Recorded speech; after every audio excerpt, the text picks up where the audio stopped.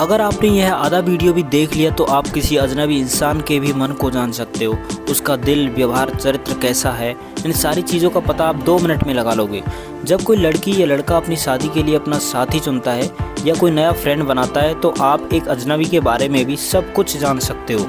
आपको कुछ ऐसी बातें बताने वाला हूँ जिन्हें आपस में डिस्कस करके उसके अंतर्मन और चरित्र का पता लगा सकते हो। आप उनसे नॉर्मल बात करते हुए सहज तरीके से पूछ सकते हो कि आपके लिए प्यार क्या है, क्या आप मानते हैं कि प्यार सच्चा होता है। यह सवाल किसी व्यक्ति के रिश्तों और प्रेम की अवधारणा को स्पष्ट करता है। क्या वे प्यार को एक सच्ची भावना मानते हैं या बस एक अट्रैक्शन। उसके बाद आप पूछ सकते हो कि अगर किसी ने तुम्हारी हेल्प मांगी तो तुम कैसे हेल्प करोगे।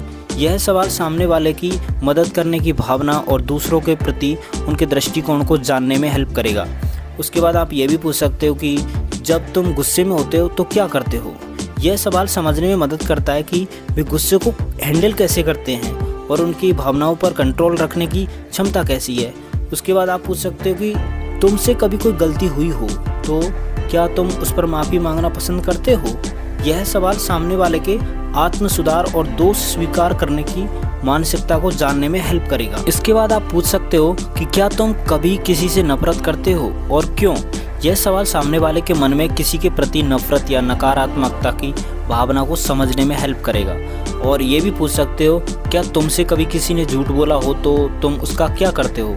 यह सवाल यह जानने में हेल्प करेगा कि वे धोखे और झूठ को किस तरीके से देखते हैं या उनकी प्रतिक्रिया क्या होती है।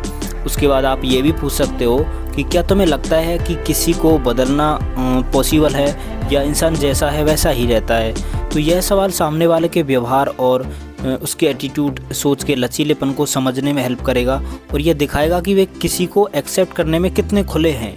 उसके बाद आप पूछ सकते हो कि क्या तुम अपनी आदतों को बदलने की कोशिश करते हो। ये सवाल उनके आत्म सुधार की प्रवृत्ति को उजागर करता है और ये जानने में हेल्प करता है कि वे अपनी आदतों पर काम करने के लिए कितने रेडी हैं। उसके बाद आप पूछ सकते हो कि तुम अगर किसी के साथ बहुत खुश नहीं हो तो तुम क्या करते हो। ये सवाल सामने वाले की समस्या समाधान क्षमता को दिखाता है और यह समझने में हेल्प करता है कि वे प्रॉब्लम्स को सामना कैसे करते हैं।